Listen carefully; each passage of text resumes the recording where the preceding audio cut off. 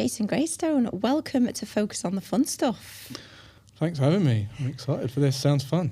It will be fun. I'm very excited to have you here. I want to frame the podcast episode by saying one of the reasons why we arranged to do this today, like we kind of reconnected, is you've recently published a book, Always Free. Finally. And for anybody listening to this podcast now, I just want you to know that. So Jason's an entrepreneur and investor, and you were financially free by the time you were 30. But one of the things I think that is really, so I'm loving the book and we're going to dive into it, but I think is really interesting about what you talk about in Always Free as well. And it really connects with focusing on the fun stuff.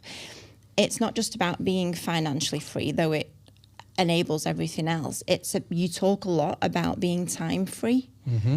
And choosing, and I've been on a kind of a journey of over the past couple of years where I've realised I'm not overly money motivated. It is more about how I'm spending my time. Am I doing the things I enjoy? Hence, focus on the fun stuff. And I think loads of business owners aren't.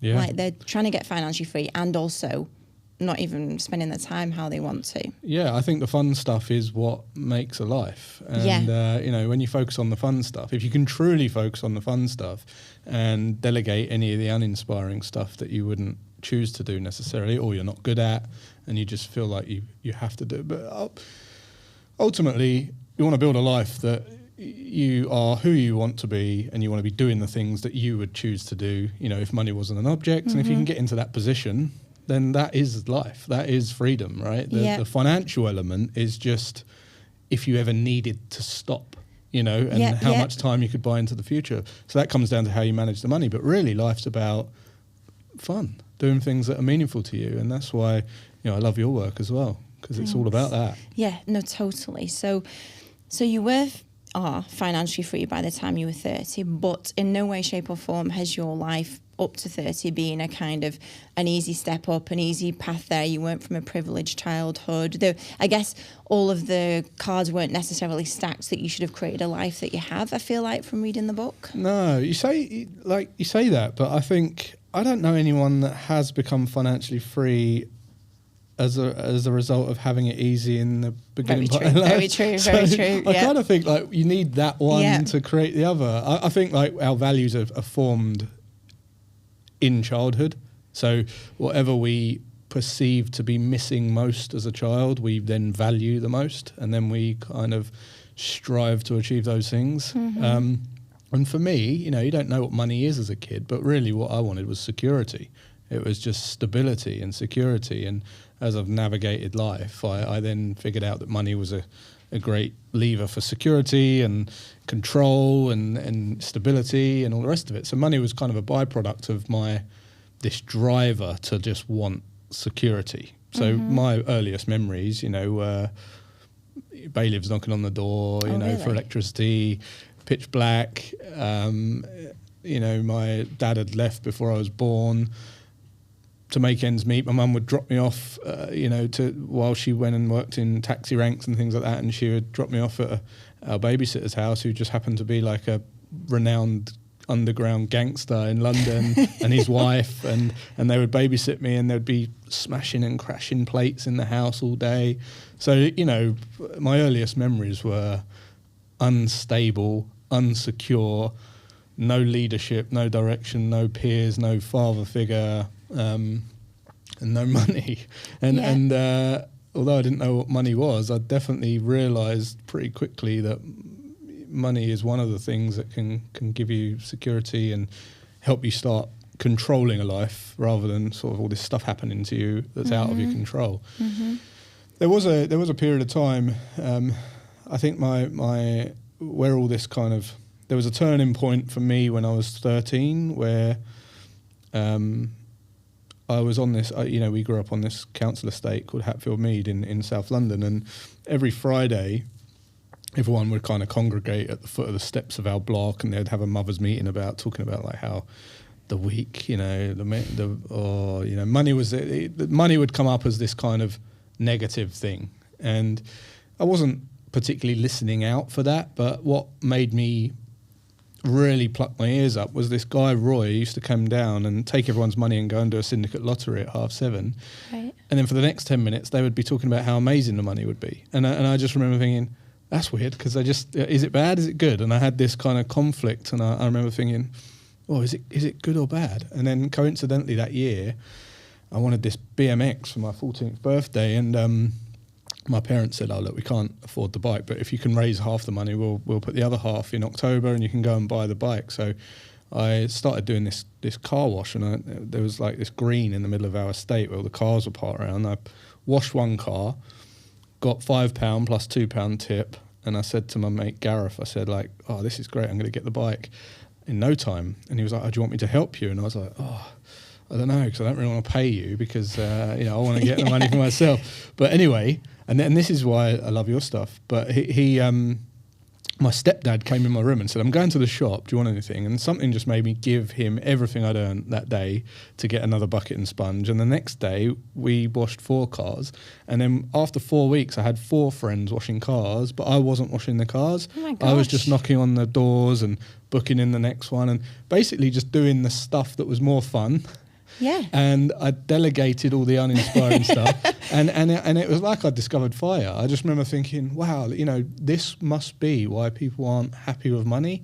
They're not using it properly. They can't be using it properly, because if you do what I've done here, and again, I didn't profess to like have mastered anything, but I just remember thinking, this is great. Like I'm still going to get what I want.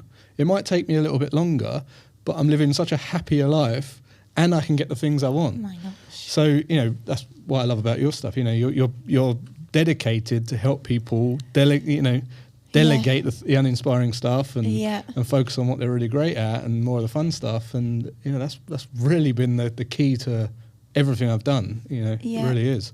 So I guess you were cutting deals with your friends then of a split of the £4, was it? I gave them a ride on the trick nuts and the bike. That was about it. No, I was paying them, but I was sacrificing the immediate profit. Yeah. For a longer term game, but I knew brilliant. I could still get what I want, but do that. We didn't keep the car wash going or anything, but it was a lesson that I took into work. Mm-hmm. I took that into my work, into the workforce, and it stayed with me. It was like, whatever it is I do, I'm going to create freedom by figuring out what I don't like doing and getting rid of that, and prioritizing spending my profit on that first. And then I'm doing more of the fun stuff. Yeah. I'm doing more stuff that I love. And then you never feel like you want to retire, because you're not escaping anything, Mm-hmm. And the magic is, when you're in that position, you earn more money. And it's like, it's hard not to earn more money when you're focused 80% of your time on the things that you love. And you're like in your flow and aligned and with everything that you're doing. And you see opportunities that you would have missed before. And it's your just energy unreal. And your vibrations are all higher, aren't they? And it's intangible, a lot of it, but if you tried to tell someone your energy will go up and you'll create opportunities, they'll be like, yeah, will they? It does. Yeah, it just does. Yeah. It's great. I mean, look at what's happened this year. It's just mad. Yeah.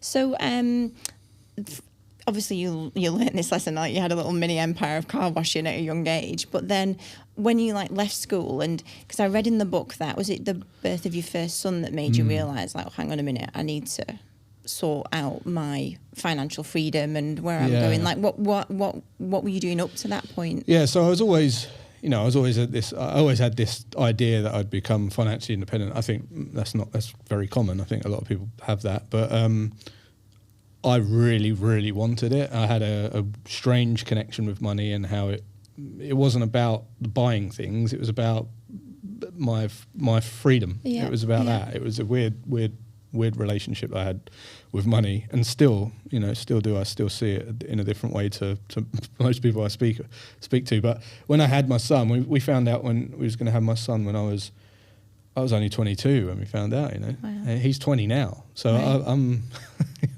I've almost had kids longer than I haven't had kids. But when we found out, I just had this overwhelming feeling that I'd just failed, because I just didn't want him to have what I had growing up. Okay. I felt like I wasn't ready. I wasn't giving him the security or financial support that I wanted to give when I had kids, and it put a rocket up my ass, basically. It put a rocket up my backside. So I kept talking about it, but when I found out I was going to have him, it was like, right, I need a plan. I need a structured, tangible, measurable way of figuring out where I am and where I want to go, and what I need to do to get there. And I basically become fascinated with this idea that I could replace my income because I was an electrician. Oh right, okay. Yeah, so I was an electrician and I wanted to be in the fire brigade, and I couldn't join the fire brigade. I kept getting knocked back from the fire brigade, and by the time I actually got into the fire brigade, I was earning more money as an electrician. So I had to like make some decisions because I didn't want to stay on the tools, because that was just like washing the cars. I wanted to move out. So I basically became fascinated with this plan of replacing my income in 20 years, and it was just then through like. Do you mean over a 20-year period, replacing it bit by bit? Yeah, right, okay. yeah. So how can I replace my income that I'm getting through my active work with passive investment returns, right? So it was like, first it was just like save 10%, invest at 10% per year. That'll be 20 years. So like that, which I found, when I realised that, it was quite bizarre anyway, because they teach you to go to work for 45 years and all that. But if you save 10% of your income at 10% per year for 20 years, you'll match your income. At that, that's. And this, what you've just said there, was this like self-taught? Were you on this journey of learning everything you could? And yeah, there was a time in school where my English teacher, Mr. Shillito, stood me up. He stood up a few other students in the class, and I was a bit of a class clown. But I thought I was a bit cocky, and I thought I'd done really well on this like SAT. And he basically stood everyone up, and I thought, he's going to just say we done well. And he just said, look, you done terribly. And it was in front of the whole class. I just remember thinking, God, wish floor would swallow me up. Anyway, after that, I was like, there's no way. So I went to the library every lunchtime, and Microsoft had just been released at that time. I got in right at the edge of when computers came in, and I just fell in love with Microsoft Excel, numbers, charts, and things like that, and I just taught myself that. And then when I left school and went into work, they released Microsoft Money, which was basically a glamorized Excel sheet with charts and stuff on it. And I remember punching in my numbers and thinking, right, how can I replace this at 10% return? And I just became fascinated with this idea that I could whittle this down and reduce that figure by increasing my savings and getting better returns. And, and it just became this journey of like higher degrees of speculation, different investment vehicles. How could I reduce the time down in my job and mobility of my job so I felt freer? And it was kind of all these components that I built into this spreadsheet. And it was just self-taught, but it was like a good few years of just becoming fascinated with this idea that I could replace my income, and then I could reduce the time it would take from 20 years down to about 3.5 years. And it was that kind of kept me focused as well, because I knew what strings moved the needle, basically. Wow. So you I know that you are an investor and you a trader, like you teach other people to trade. So was that the immediate path that you went down in terms of investing? Like what did that look like, those kind of first steps? So I kind of I did it the right way. I earned my right to higher degrees of risk. I didn't go in at like the poker, red or black. It was like, and I didn't go into trading first either. And I recommend most people don't trade, because it's definitely not for most people. But it was like, get your feet wet. So I started index funds, exchange traded funds, and I looked at real estate investment trusts, and then I looked at large cap stocks, medium cap stocks, small stocks, and then I looked at some property stuff, but not much.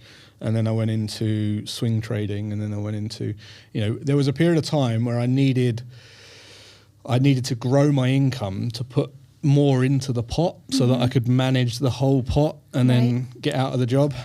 So I started a business, and with that came a lot of stress because I was taking as much money as I could. I was abusing it basically to pay for my freedom. And still as an electrician, or it was electrical engineering. Okay. Yeah. And then I got to the point where it was such a stressful environment in the business that I looked at a really higher speculation endeavor so that I could replace that last piece. And I was looking at online poker, options trading, and then after blowing a lot of money in the financial markets, I became good after about a 3-year period. And that was kind of the first point in time where I didn't need to work. So I was about 29 years old, and not a lavish lifestyle by any means, but just I'd replaced my living costs with some swing trading and some investment returns and some income that didn't require me to actively work. And that was it. So from that point on, it was like I spent a lot of time just around the house. Wife would go out just to get out from under my feet, and my kids would be at school, my friends were at work, and it was just like, what now? How did that feel? It felt weird, and everyone's going against, my extended family would be like, what's he doing? Is he dealing drugs, or what is he doing? Because it was so weird. My accountant and my financial advisor in the business just watched me walk out of the business, and they were like, what are you doing? And I was like, well, I don't need it. And they couldn't quite grasp it. And that's when I realized that there's a massive difference between like financial freedom and wealth building to accounting and financial management. It's two totally different studies, and they couldn't grasp it. So I'm sat at home for about 18 months, put on quite a bit of weight. I just go to the fridge every 5 minutes and became an excellent guitarist. Okay.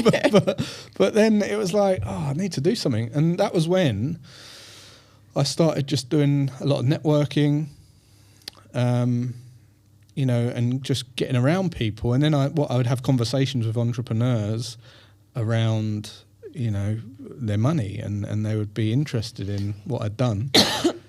And I started to just kind of ask them questions about what they were doing and, what did you do? And then I mapped out, I started to help people basically where I could on what I'd done. And that brought back a sense of fulfillment. I think you're only fulfilled when you're helping people and you're feeling useful. And that brought that, kind of filled that little gap that I had. And then since then, the magic is when you don't need, I always say, like, what would your business look like if you didn't need money? I think it's a really powerful question. That's because so powerful. If you really think about that, if you can create something not needing money, it's impossible not to earn more money, because your love and your true care and creativity comes into it. You deliver the best products, you work with the people you only want to work with, and you treat your staff very well, and it's almost impossible not to earn more money as a result of not needing money. Which is what we've witnessed that over the years. It's been phenomenal. We've been able to help lots and lots of people and write books and all this crazy stuff. Yeah, what a great question, because I think, knowing from most business owners that we'll speak to that are stuck in the weeds, as you would say, I guess you're in this state of like, you don't turn clients down because you're not confident about flow of clients coming in. You're like, if you're in a position of cash flow, like people not paying you, like you get in this kind of state of scarcity mindset is what I'm looking for. And that desperation then starts to detract new clients because you're trying to like, I need this sale, you've got this. I think people can sense energies and detect and smell BS, and I think humans have got a great ability to just sense things, and those energies are what I've witnessed to have the biggest impact in businesses. It's either desperation repelling people away from your business, or not needing people and then attracting, great business. And Daniel Priestley talks about done with or without you energy. With or without you energy. I was just thinking that. It's exactly that. For sure. Yeah, and it gives you. Do you know Keith Cunningham, the guy that was Rich Dad in Rich Dad Poor Dad? He does a lot of work with like Tony Robbins. I don't actually, but I know of him.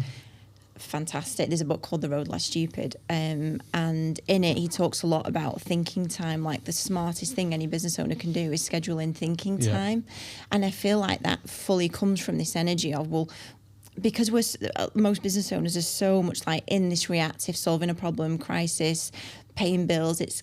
You never actually get to just think like that question you just asked. I mean, that feels like a really great use of an hour of anyone's time. What would it look like if? Yeah, I mean, like the question, is if you woke up Monday and didn't need money, what would your business look like? But it's like, what would your products look like? How would you talk to your staff? What staff would you get rid of? What clients would you get rid of? What would your messaging really be? What would and it's really powerful, and it all comes down to getting closer to congruency. So I always say, like, if you had a camera on you 24/7 and it was all being broadcast out onto Instagram Live, what wouldn't you want the world to see? And if there are things you don't want to see, and I'm not talking about like the bedroom stuff, but I'm talking about like if there are things you don't want the world to see, it's something you are not being congruent with. It's something you don't love about yourself, or you don't want someone to hear. So you're basically telling the world something and doing something different. Oh my God, yeah. And it's an incongruency. And yeah. as soon as you become congruent, you get more confidence, you get more, that your energy raises, you get better relationships. It's just better products, everything. So, it's a powerful question for sure. Yeah. Just on that congruency point, I think that's also really underrated. Like the deals that you keep with yourself, so when I did like one of these fitness transformations, where you kind of tee up to doing the spray tan and doing the photo shoot and everything. But in that lead up to it it was one of the most stress-free and confident periods of my life in this process, because daily I was doing all of the things that I needed to do to move towards it. Do you know what I mean? So like my daily steps, my 3 workouts, counting my calories. And when I was like ticking it off every day, I feel like a lot of business owners, well, they know that they must, like schedule in an hour to write that copy, or they're going to get up earlier and go to work, or business owners set lots of deals with themselves that they keep breaking or they don't do. And I think like you've really hit the nail on the head. Like your confidence and your true spirit comes through from going, well, I do the things I say I'm going to do. Do what you say you're going to do. And it really brings like an energy, doesn't it? Of like, oh no, I am the real deal. Because I think a lot of business owners will put across one front, and it's obviously very different. It's full of it. Behind the scenes. Congruency is about removing friction, I think. It's about like, as soon as you are who you say you are and you do what you say you're going to do, you remove any sort of friction that will pull you back, or some inner voice that will stop you from getting to where you want to be. Because when you're trying to do something that you're not, you will have a voice inside your head that goes, don't say that, don't do that, or don't let them see that, or don't let them see that, and you're trying to hide certain things from certain people, you'll get burnout because you've got a friction where you're trying to be someone you're not. And eventually that will burn you out. Totally. And I see it all the time. Whereas if you're true to who you are and you're doing what you say and believe, and your thoughts and beliefs and actions and everything aligns, and you're truly congruent, you don't get burnt out. I don't want to work. I don't want every day to end. Like every bedtime, I'm like, got to sleep, and I get up. What a mega perspective to have on life. Yeah, well, because there's lots of people don't. So like to know that you're enjoying the day is so much. Absolutely, yeah. I wake up and I can hit my head on the pillow. I can look my kids in the eyes, and there's nothing that I can. There's nothing that I've got to dilute or change behind closed doors. Yeah. And I think that's where everyone wants to be. Totally. And what I was saying to you off camera is about looking up to people. I think a lot of it comes from that. It's like, well, I need to be that person, or I need to copy that person, or I need to please and appease mum and dad, or, I need to do societal pressures, societal idealisms, and you're trying to, from the outset, you're trying to be someone new you're not. Whereas there was a I spoke the other day about, imagining when you were 7 years old and you got all the freedom in the world, you're out playing football or on your bike or whatever, and then your parents call you in and go, it's time for bed or whatever, got to get showered, and you're like, when I'm an adult, I'll be free, I'll be able to, no one will tell me what to do. And then you just watch adults become less and less free and move further and further away from who they were at 7 years old, where they knew exactly who they were. And there was a time when we was in Disney, and we went up to the ticket barrier in Disney in the parks, and there's this 70-year-old guy like works there, and he stamped our ticket and he was like, go and be a kid again. And I remember just thinking, that is all everyone wants. All these people are here to be a kid again, so where's it go wrong? You lose it because you're taking poor advice, not aligned to who you want to be. You're trying to be someone else that you're not. That and just so that conversation we had off camera, in the book there is a chapter about self-worth, and I was saying to you that there's this sentence in there which really struck a chord with me, because I'm aware that I do it, and you said never look up to anybody else. And so I am aware that I'll like see other entrepreneurs or business owners like, oh my God, they're amazing. And I think you can easily spend too much time thinking everybody else is really great rather than focusing on what you should be doing and what you're good at. And absolutely. I guess, have you got any steps for like how you would reframe that? So if somebody, I mean, self-worth is a massive topic and a podcast in itself, but if there are people thinking, well, they do spend more time looking up to other people than actually focusing on their own thing and what they want to do, and have you got any advice around that of how you get out of it? Yeah, first of all, be clear about your own values and true values. You know, like, so how do you know yourself? Like, one of the things I always tell people to do is go through your phone. You know, pick up your camera roll, go through all the years on your phone and look at the common theme of photos that you've chose to take. You know, it might be mountains, might be animals, might be kids, might be family, might be whatever, football, but there'll be a common theme there, and that'll be closely aligned to who you are as a person. And if you combine that with questions like, you know, if I was to ring up your friend and ask them what they call you for, what are you the reliable friend for? You know, what do you always bring up in conversation when you're out with your friends? What would they tell me? Or what do you spend most of your disposable income on? Or what would you do Monday morning if you didn't need money? If you answer all those questions, you'll see a pattern, and that whatever that is, it'll be very, very closely aligned to what you're meant to do. So you see yourself and you go, right, okay, well, that's me. I know who I am. Where am I? Well, you thought you'd be here, but you're actually here or here. And the reason you're not where you think you should be is because you've taken advice from other people or you're looking up to someone else and trying to live their life or mimic their results. And don't get me wrong, I think it's important, like comparing yourself to others. Like, it makes sense for someone with a drug addict drug addiction to compare themselves to someone who's healthy, right? Yeah, and go, yeah. That's good. Yeah. Or someone who's unhealthy and overweight to compare themselves to someone who's vibrant and fit and healthy. That's great. But thinking they're better than you is where the problem is, because they're not better. They've just got a piece of their life in order that you haven't. And, you know, that doesn't mean that they're better. It just means that they've cracked it. You know, cracked a certain part of their life, and you can learn from them, but trying to mimic them is gonna basically set an unrealistic unrealistic expectation of what your life should be. And because you're not there, you've put yourself down, you've minimized yourself, and now you've got a anxiety, a depression, you know, and you're beating yourself up, and then you can really spiral out of control, because it's like, I could never be there, when in reality, you know, they're just the same as you. They say never meet your heroes, because it's people realize that they've put this person on a pedestal. In actual fact, they've got all the traits that you've got. You know, they're a bastard and an angry person, a selfish person. We've all got all of it. You know, and so really important not to, as you say, self-worth is a big topic, but don't look up to other people, and make sure that when people give you advice, align.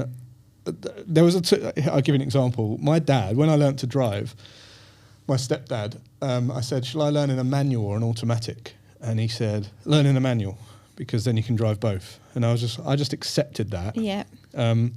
It took me twice as long to learn because it was more complicated. I spent more on lessons because it took me twice as long. As soon as I passed my test, I drove automatic cars. I hate driving, right? And now all cars are going automatic. And it's a little example, but there's a little bit of resentment, right? So imagine, they say we make 35,000 decisions every day. Mm-hmm. Imagine the compound effect of resentment when you're just doing things that other people tell you to do that aren't really aligned with what you want in life. Yeah. That's when people have midlife crises, and, you know, where they go, fuck, I've just lived someone else's life, you know, or I'm trying to live someone else's life. Yeah.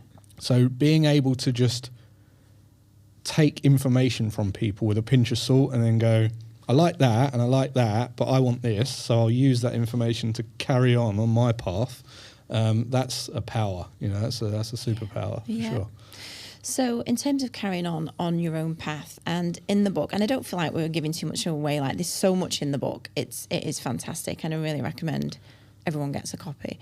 I just want to dive into, so this notion of replacing your existing income, and you take through in the book in terms of then the the how of the what are the things that are going to replace it. So is there a framework or a pathway that you take people through? Because so some people will be listening to that going, well, I don't know anything about trading, or I don't know anything about stocks, or I don't. So what? And passive income also has got this kind of.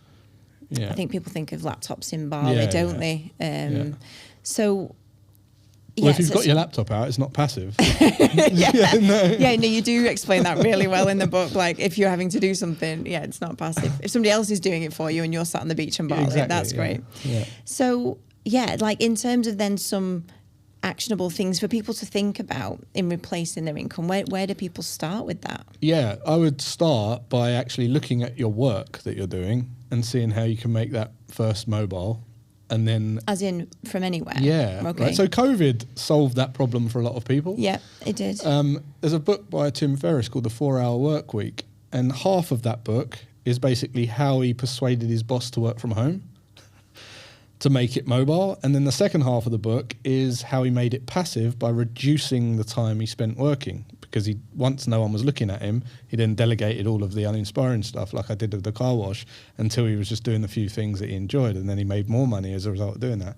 Well, COVID solved the first half of the book. Mm-hmm. Like, everyone had this new belief that they can work from anywhere. Yeah. So the more mobile your job is, the more work freedom you have. And COVID proved that. I think there was a study where they said, like, when they were offered to go back to the office, they would rather take a pay. I think 56% of people said they would rather take a pay cut than go back and still work from home, which that just proves the point. The passive bit is doing a time study of how you spend all of your time in the job, and then prioritizing, delegating or automating or systemizing the things that you don't like doing. Oh, interesting. Okay, right? Yeah. Until you're left with the few things that you would choose to do every day, even if you wasn't being paid, potentially. If you do that whole exercise, the sense of freedom, the feeling of freedom is significant. That significantly grows your feeling of freedom. And then there's the money side. So how you manage your money. People tend to want to. The reason they go balls up with the financial investments is because they're trying to hit the biggest jackpot first to escape the job they're in. Right. So they want financial freedom because they want to get away or get out of their current situation. Yeah. Well, if you build a job and a work that you love, you don't really have that desire to escape in the first place. Yeah, the energy's different now, isn't it? Yeah. You feel free. It's like, I love my job, right? So what most people do is they come out and it's the same with holidays, same with drink, drugs, whatever. It's an escape to try and escape the life that you're in. So the first thing is to build a life that you don't want to escape. And you do that by doing the time study and prioritizing things that you love over things that you don't, and what would your business look like if you don't have money and all that kind of stuff. And then the way you manage your money is, first of all, it comes from a different place, a different energy. It's like, I'm not desperate, but I'm going to manage this sensibly and methodically. The way that you want to manage your money is directly proportionate to what you know about. So let's just say you take your income and you stick it into Bitcoin, right? Bitcoin's only ever gone up. Yeah. Right? It's only ever gone up. Yet thousands of people have lost money on Bitcoin. And the reason they've lost money on Bitcoin is because they don't understand it. So they put all their money into it because they think that's the quickest thing. And then what happens is it takes a little dip, and they go, oh crap, I need to pull all that money out. They're scared of loss and all this. So if it's keeping you up at night, or you have to keep checking your phone, you've either put too much in or you don't understand it enough, right? So what do you understand more than Bitcoin? Well, it might be a stock. And then you try that. But actually, everyone understands a high interest savings account. Yeah. Everyone might understand an index fund, right? So you basically have to earn your right to higher degrees of risk. So my advice, without being financial advice, would be figure out what 3 to 6 months living costs are to you. Okay. Put them in the most passive thing that you don't have to understand. And then once you've got that money working for you in the markets, like an index fund or something like that, your brain will then enable another part that allows you to go, now I can focus on learning a bit more about this, you know, and then maybe that's a stock, a large cap stock maybe, and then you go, right, I'm going to put 3 months living costs into that, and I'm going to work towards getting 3 months of my living costs put into that stock.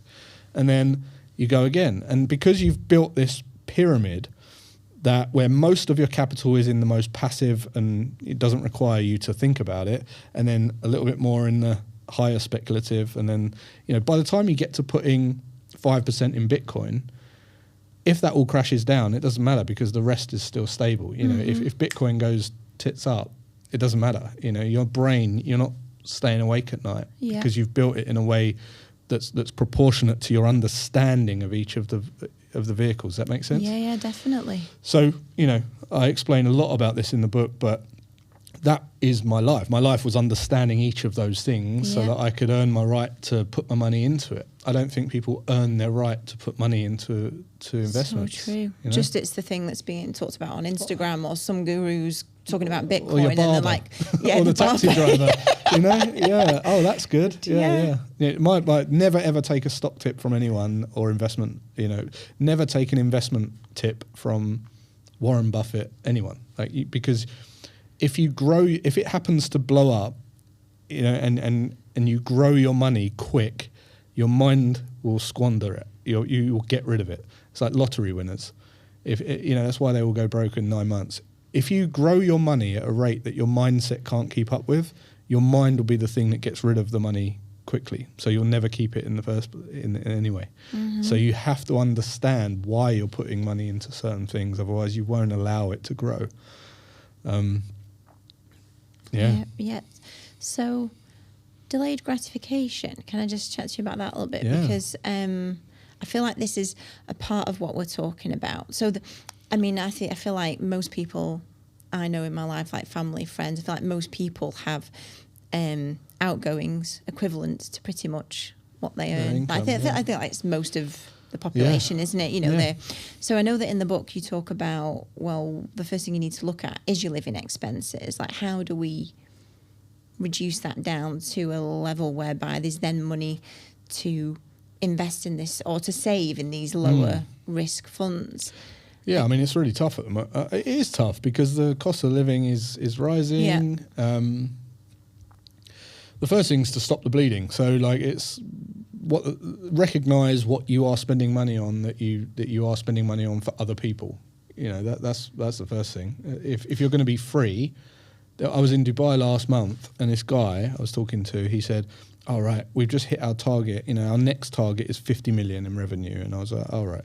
I said, "Why 50?" And he was like, "Oh, that's just the next number, you know." And you see people like Alex Hormozy, I want to hit a billion or whatever.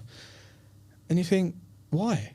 And then, you know, it turns out that he just wants to hit this number to impress some ex, or, you know, impress some old boss, or, you know, say up yours to an old boss or whatever. Yeah. And you think, so you're a slave to what they think. Yeah. And you've got to now sacrifice time with your kids and family to really build that business to 50 million, because that's going to take 4 years of probably a lot of graft to do what? To hit a number that's going to impress someone. Well, that's really interesting when you put it like that, because actually, is there any, even when they hit the 50, is there any upside in their life daily? Like, they won't care. Does it drastically change the quality of living that they've got? Alex Hormozy wears a vest every day, you know, and he wants to hit 1 billion. I mean, that is a guy being driven to impress his dad or something, right? Oh my God, what an interesting perspective. Yeah. Because, it must be like, yeah, you're right. Like, why then? Because he doesn't need to now, does he? Because I know he's had multiple exits. And so what is that about? Because money doesn't mean anything. So it's really fascinating to watch, you know, to see these people. So going back to your question is, if you're going to be free, don't be a slave to someone else's thoughts, you know. So go through your expenses and make sure you're not spending anything to look a certain way to other people, because you need to spend your money on what's important to you. And then second of all, make sure that you you're on top of any kind of hotspots, I call them, where like you can go through your statements and go, bloody hell, you know, the gardener's like racking up 400 quid a month or something, or coffee's like £90 a month or something like that. Some of those things you can reduce down, but really, you know, that is I get that budgeting and kind of scrimping and saving and all that kind of stuff isn't very inspiring, but putting an allocation of your income into self-development, I think is probably the best thing you can do. So something I did since I was 22 was put 10% of anything I earn into development. Oh, really? Which is why we met, because I had to spend that money on something that year, and it was like, well, I don't really need anything, and there was that, and I was like, okay, well, I'll buy that, and that was just a habit. Was it really? Yeah, No way. it wasn't something I was deliberately searching for. It was just a habit of how I had to spend that allocation of money. Wow. And I come on the thing, and then I start meeting all you guys, and as a result of that, I mean, how much money have I earned? My income has grown just from being and learning that, right? Yeah. It's intangible again, but if you allocate a proportion of your income into your development, then you either get better at your job, you make more money in your job, you become more efficient in your job, so you earn more, you earn more, and then the more you earn, then you can start to taper that off into your investment account and stuff like that. So yeah, I mean, that would be the first step. Invest in your self-development. Get a book, get Audible memberships, coaches. Yeah. We all we've got this idea of what our ideal life is like. And we've only got like 90 years on the planet. So you want to live that ideal life for as long of that 90 years as possible. So you want to get there as quick as possible. So just your highest priority investment should be to pay people who have done what you want to do, so you can bypass the time and get there quicker, right? Yeah. That should be your highest priority of investment. So spend most of your money, if anything, on learning and getting to where you want to go. Yeah. But obviously there are a lot of snake oil and BS out there, so you have to kind of weave it. But as I say, I think humans are good at spotting that, really. And discerning on it. There is in the book you talk about, and it's really obvious advice, but when I read it, I was like, oh my gosh. So you talk about how people might say they want to be financially free or have time freedom, but actually most people aren't making it the priority of their lives to become that. And that really struck a chord with me as well, because you can, I'm growing my business, and you get into the day without actually thinking about what's the most important thing to be time free or to be like when you said people that aren't, like, most people actually aren't making it the main priority. And I think even like when we were just talking about living expenses, I don't know what the survey would be, but I think most people spend everything they earn or over. That's why there's so many credit card bills and credit card debts. So people spend over what they earn, which is a situation that's just perpetuates, doesn't it? And then it's like, but people really, what they really, really would want is to be time free, but then they don't actually make it priority. And just you saying that one thing really put a shift in my head, like about, well, actually, what am I doing daily, weekly to track that, to improve it? Yeah. It's what gets measured gets mastered, for sure. What gets measured gets improved. And I think that's maybe it's the ADHD in me that kind of created these tools where I could measure that sort of stuff. And I feel, I'm privileged to be able to have had all these tools around me that have allowed me to go, right, that is moving the needle. Even things like inflation, tracking the average inflation over a 25-year period can be not doing that could be devastating if you've got a goal to become financially free and you say, by the time I'm 40, I need $1 million, right? And that's 20 years away. So when you get to 40, the $1 million is worth $500,000 and you can't actually afford to live, right? So because of inflation. So that is like a silent cancer of wealth building, inflation. And if you're not tracking that and you don't factor that in, you've got this moving goalpost that you're chasing, and you're not aware of it. And you don't know why you can't, I should have more I feel like I should have more to show for what I've done in my life, and I haven't. And why haven't you? Because cost of living's doubled in the last 14 years. So not factoring that in. But I think you're right. I think people think that they want financial freedom, but they actually just want freedom. They want choice. They want to be able to do what they want to do.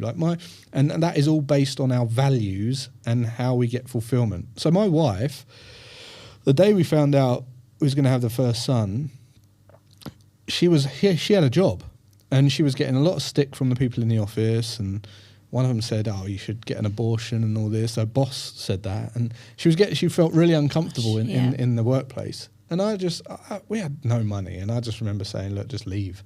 We'll figure it out." And she never went back to work. Right? She's never had to work.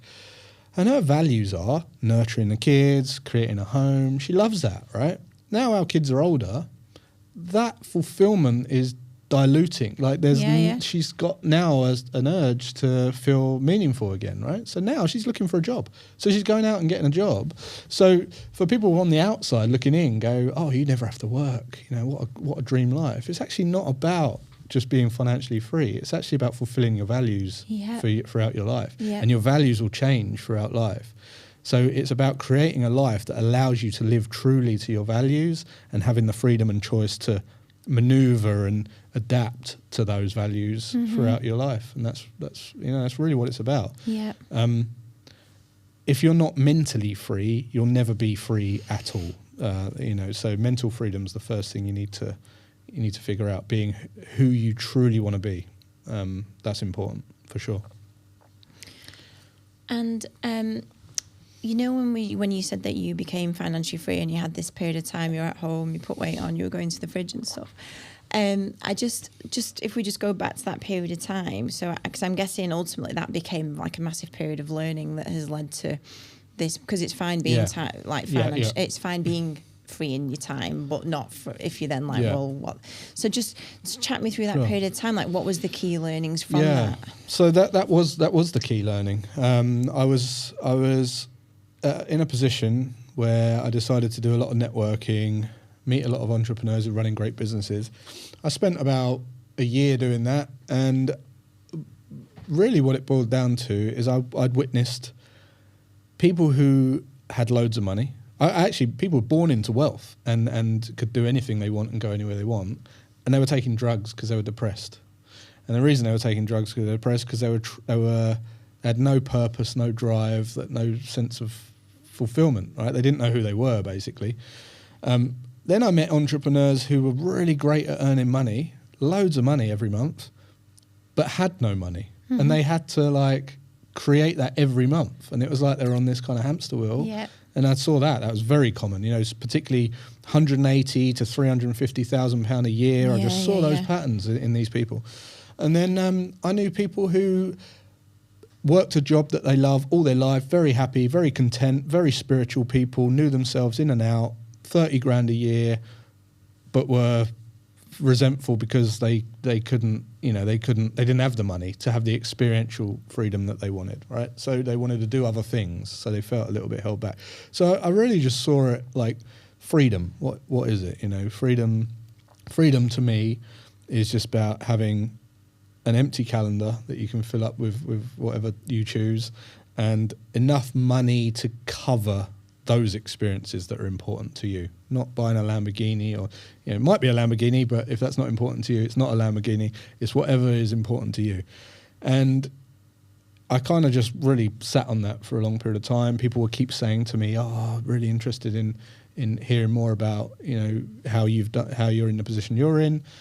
And I just remember thinking, why? You've built these amazing businesses. You've got an exciting life. I haven't got an exciting life. What it turns out, it was just like they wanted contentment. Like they just wanted to be content. They just wanted to wake up and choose to have a day off one day, or they wanted to. Maybe it was they just wanted to know who they were a bit better, and maybe it was an energy thing. But a lot of people started to say to me, "You seem authentic. You seem congruent," and I would get these statements or comments, and I wouldn't have thought anything of it if it wasn't for quite a lot of people saying this to me. And I sat down with one of the guys that I used to, who was like a mentor of this program, and he was like, they just want to be able to be themselves and do what they want. And I just sat and worked out that it wasn't money, it wasn't mentor, it wasn't your vocation, it was actually all of it. It was all of them, and that's where this always free came from. It's basically working on each of those three freedoms to the degree where you don't feel like you have to escape your life, and you can have time off if you need to, and really, that's just the goal in life. You know, Yeah. for me anyway, that's the point you want to get to. It's not this idea that you sit on a beach drinking cocktails for 2 weeks. It's just living every day a life that you don't want to escape, and feeling purpose and feeling meaningful and having enough money to do the things that are important to you, and balancing out the time you spend with your family and stuff. One of the things I always say, like we did during lockdown, I started doing these strategy calls with people just to see what was on people's minds, and you know, I'd be like, what do you want to learn? What do you want to do? And they were like, I just want freedom. And I was like, what for? And they said, to spend more time with my family. And I said, how much time? And they were like, what do you mean how much time? I said, well, how much time do you want to spend with your family? And they were like, well, just all the time. And I was like, well, really? Because if I spent every minute with my family, I'd end up in prison. You know? So the point was, people have these expectations, but they don't actually quantify it. Therefore, what will happen is, let's just say I gave them a check on Monday morning. I said, look, you never have to work. You can spend every day with your family now, all day. Yeah. Go on, you know. And what will happen is they'll start to feel guilty because they don't want to be with their family. They'll be like, oh God, I want to get out of this house. You know, I want to get away from these for 5 minutes, 10 minutes. But the reality is they haven't actually quantified it. Therefore, if they ever did start to approach or realise that goal, guilt would creep in that they don't actually want it, and then they'd be back to square one. They'd just kind of self-sabotage that goal. And that's what you see happening all the time, because people don't have measurable points in time where they go, that's where I'll be content. You know, that's where I'll be content. And I think the difference with me is, when I was younger, I had this idea of what I would be happy with. And then when I reached it, I was content and happy, and now I don't need anything else. I got the choice to go and push harder and reach more goals or whatever, but if I lived every day like today and died, I'd be very happy. Right. Whereas what you see is a lot of people chasing, you know, sacrificing today's happiness for tomorrow's profit.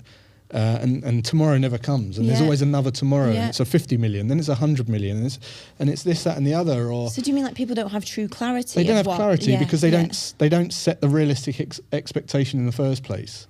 And it's important to do that, because what you'll do is, if it's suddenly achieved, you will then have the opposite feeling. You'll feel guilt, or you'll repel it or resent it or whatever, because you haven't been realistic about it in the first place.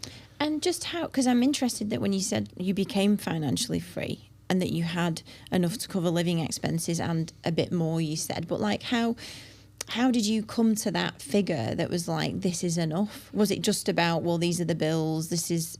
How did you concoct the figure? In my head, there's two stages of financial freedom. There's financial independence, which is where you can cover your living costs regardless of relying on a parent, partner, spouse, boss, geographical location even. So that's financial independence, where you're basically in control of your income and you can do it from anywhere, and you can cover your living costs. Financial freedom is like stage 2, where you can maintain that income regardless of you. So you could lose your body, skills, you can lose your energy, the market can crash, anything can happen, and you'll still maintain that income, and that is like complete financial freedom. So the only way you get to that stage, that second stage, you can get to the first stage by, you know, there's people listening to this now, it's very binary, you're either that or you're not. So you can say, yeah, that's me, I can cover my living costs without a boss, parent, partner, spouse, and geographical location. Stage 2, you only get from assets. So that's where you take the money that you're earning and you buy things, you buy assets or create assets that continue to deliver income regardless of you being there. Right. So when you can match your living costs with phase 2 financial income, freedom income, then you're completely financially free, because you've essentially got a pot of money that is being used to generate an income that matches your lifestyle costs, and that will go on perpetually for forever without eating into the original investment. Understand. So just talk me through the assets that are going to feed money, and if you lose your body, you know, mind, whatever that, what kind of things are in that list? Well, I mean, there's traditional stocks and index funds and things like that. There is, I mean, you can systemize your investments so that, like Warren Buffett, he's got instructions to his treasurers and his estate on how his money is to be managed once he dies, and that will go on forever and ever and ever. Stocks, index funds, but you can also build businesses and create assets in business that can go on without you, right? So you can, for instance, the book. Yeah. You know, that, I mean, it's a small example, but that book will hopefully sell perpetually after I'm gone, and that will continue to generate an income. But there are assets like that you can create, digital assets, there's many digital programs and assets out there that are being sold by gurus who have passed away. Bob Proctor, there's legacy assets that go on and serve, but really you want it to be as passive as possible. So the ultimate goal is to have the lowest return in the most passive asset, right? So I always say you want to aim to like have a 5% return on your pot of money, and that will cover your living costs. Okay. Of course, you have to earn a lot of money on the way up to that, but that's the goal. My goal is to have everything in a 5% return per year, and that's it. And then I know that no one has to manage anything. It's the most passive fund that you could put your money into. Wow. But yeah, I'm not there yet, but I'll get there. Is there an end date or year on that?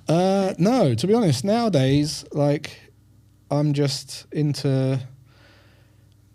I suppose I've become a little bit complacent with it all, because I'm just in a place now where I just don't. Yeah, I'm not that worried. I'm halfway through my life, so I've only got another half of my life left. I'm not one of these people that wants to build wealth for my kids and my kids' kids. Okay. I'm just not, because I just don't think that creates great futures for my kids and their kids. Some would argue that, but the way I see life is it's cycles. So I didn't have any money, so I yearned for money. My kids have always had money, so now they're searching for struggle. They want chaos. They don't want me to help them. No. I'll figure it out. They'll want to try and go through that, and then their kids probably won't have any money, and their kids will be, and it's this cycle that you can educate them, but values are values. And, as much as I try to be the best parent I possibly can, unfortunately, when you didn't have anything, you want your kids to have everything.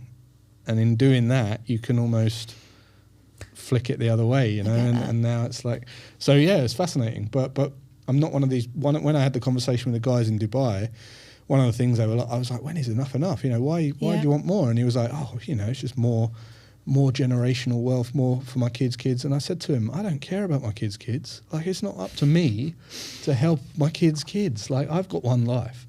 And surely it's best just to raise your kids to make good decisions and sort of, live a empowered life. Yeah.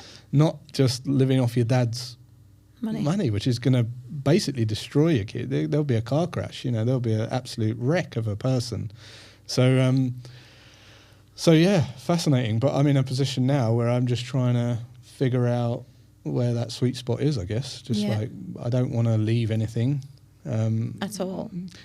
I don't know. There's a book called Die with Zero, which I recommend. Yeah. I just overtook them in the charts, but. Oh, nice. No, but there's a book called Die with Zero, and it definitely changed my perspective on generational wealth for sure. But yeah, I don't know. That's an open book for me at the moment. And just interested in terms of your kids, because they're like 20-ish, did you say? One's 20, one's 17, yeah. Obviously, the world of work and the future of work is changing so much and so rapidly, isn't it? And I do think like being 20 must be quite a... Yeah. Well, maybe you don't know what you don't know, but I'm just intrigued to know in terms of like advice that you're giving to your kids now, because, I mean, I've read an article the other day, like so many kids now that are at uni studying for jobs that ultimately won't exist. I just wonder what advice you're giving to your kids. So I pulled both of my kids out at 14 of school. Oh, really? And to homeschool? To homeschool, yeah. But obviously it's funny with homeschool because people ask me, well, how did you teach this, that and the other? And I was like, well, I didn't, because the reason I took them out of school because I didn't want them learning like most of the stuff that they didn't want to learn. So my idea of homeschool was to basically Well, they were at school, and there was probably one lesson, maybe 2 lessons throughout the whole week that they were really engaged with and they loved, and the rest was just not. It was just like being there for the sake of it, right? Which nowadays, I think most of school, you're just there for the sake of it because it's pointless. So I was like, okay, well, I want to guide them to kind of excel in something they're naturally interested in. So, take your kids out, and like my youngest son, for instance, he naturally guided towards, like, he's a creative. He liked animations. He started teaching himself Premiere Pro and like editing and stuff like this and animations. And I'm not forcing him to do that. So I'm saying, right, how about I give you Premiere Pro? I'll get you Premiere Pro and you can teach yourself that.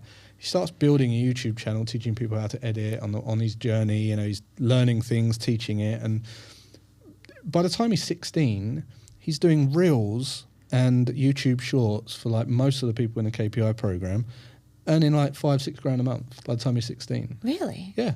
So it's really hard for me to say he needs school, because his friends are now 2 years later doing their GCSEs, still don't have a clue what they want to do. Yeah.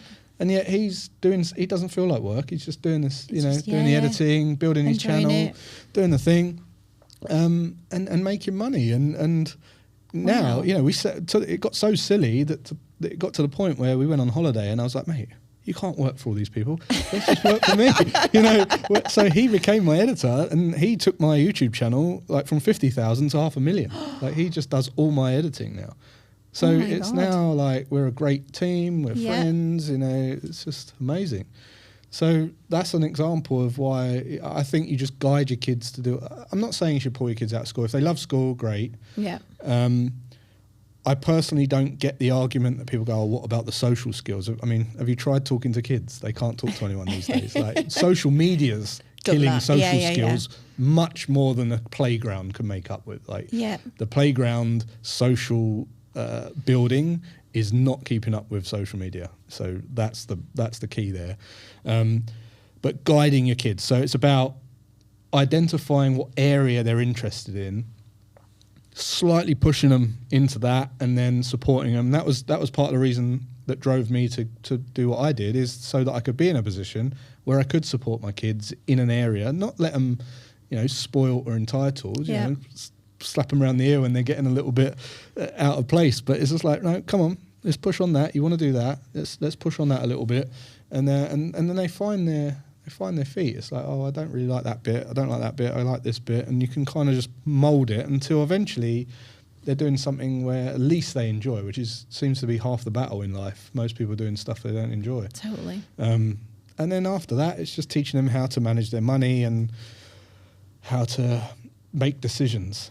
How to synthesize paradoxes, because everyone's got a voice. Everyone's shouting this opinion, that opinion. It's how to take it and go, well, this is what I want. I'll take that pinch of salt there, and I'll apply it to what I'm doing here. I think that's really important. I think that's the only important skill for communication and navigating life. It's just being able to, not see the good in the bad and the bad in the good and all that. That's really important. Yeah, and the financial teaching bit, I mean, it's crazy school, isn't it, ultimately? Isn't it? Like, in maths. It's nothing, is it? It's just unbelievable now how they're still doing that in the same way. There's no one has a clue how to manage their own personal finances or anything. And as I said, I met entrepreneurs when I was in that period of like a lot of networking and stuff, and you can quite clearly see that making money and managing money are totally different studies. One will create freedom and one will just keep you chasing the next thing. It's crazy. You can make lots and lots of money and still be broke. Yeah, so true. So you're saying you're halfway through your life. What's your mission for the rest of your life? It's a mission. My mission is just to talk about this. It feels like, the stuff like the information you give in there, it is. I was saying to you just before we started the conversation, it's not like the thickest book, but it's taken me a while to get through because there's so much to reflect on and work through, and it's like such an active... Practical. Practical book. Yeah, I wanted it to be practical because I want people to...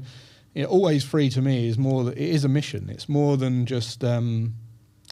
a fluffy little Yeah. tip or trick. It's a set of principles and strategies that if you apply that, your life will be better. You'll feel freer, and I believe that wholly.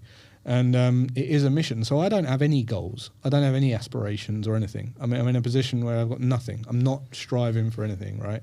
But my mission is just to share this information and get people to understand this. And as a result of doing that, I'm sure it will unlock even more opportunities and milestones for myself. But I'm not actively chasing anything. I feel like that's a whole podcast episode in itself, because I think everybody's so fixated on Goals. What are your goals, when are you going to achieve them by, work back from them, what do you have to do every week to achieve your goals, and you're actively saying you don't have any. No goals, no. I don't want to do anything. I just want to tinker about with my little bits and pieces at home. Yeah. But I feel like what you're saying is... Isn't that the goal? Pardon? Isn't that the goal? Like, surely everyone wants to just be content in their time, like, and not have to chase stuff. My God. Yeah. That's such a... More of the fun stuff. Yeah. Yeah, everybody gets so wrapped up, don't they, in what we're going to do in this year, next 3 years, next 5 years, then either get disappointed if they've not reached it, or... Just take a step back and think about, like, what you've got. Your life now is probably your dream life years ago. So true. And I think ultimately by having, because it sounds quite glib, I feel like I don't have any goals, but like the mission and the information you're sharing in here is massive. So I think ultimately by having this, because it is a massive, it's a really important doesn't feel like the right word, but the mission there of what you're sharing is so life-changing for lots of people, isn't it? Maybe that is. I hope so. But by the byproduct of that is going to just be, like you say, lots of opportunities and other things that... Yeah. I mean, I'm the fact that I've written a book, the book then went to #1, that's a goal, I suppose. But it wasn't something that I was like... I wrote the book anyway, right? Yeah. And now the book will unlock an opportunity where I've just been invited to Necker Island and things like that, right? So all these little things will come about, I'm sure, and there'll be bucket list items ticked off, but not as a result of me going, I want to go to Necker Island. I'm going to strive, I'm going to do whatever I can to get there. That's not me. So I get, like, you have to have goals, and I've always planned goals, I've always set goals, and I've got a great method for setting and achieving goals, but yeah, just if you're not where you want to be, you should set goals. Yeah. But make sure that you're not. Make sure that when you say, am I where I want to be, make sure you're honest with yourself about the answer to that question, because you might be chasing someone else's goals instead of yours. Mm-hmm. Yeah, makes so much sense. Ferris Bueller in the 80s in the film, he was like, life moves fast, and if you don't stop and take a minute to see it, you might miss it. And I think it's such I see that every day. That's what people missing their life. Yep.